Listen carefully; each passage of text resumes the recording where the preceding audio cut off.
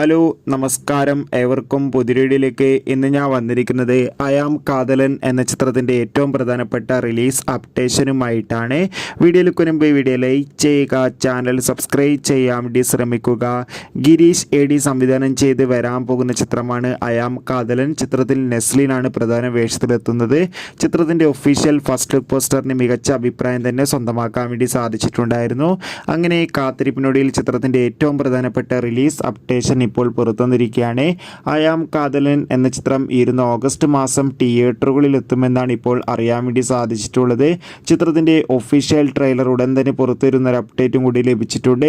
എന്തായാലും കാത്തിരിക്കാം. അയാം കാതലൻ എന്ന ചിത്രത്തിൻ്റെ കൂടുതൽ അപ്ഡേറ്റിനായി ചിത്രത്തിന് വേണ്ടി എത്ര പേര് കാത്തിരിക്കും? തീർച്ചയായും കമൻറ്റ് ബോക്സിൽ രേഖപ്പെടുത്തുക.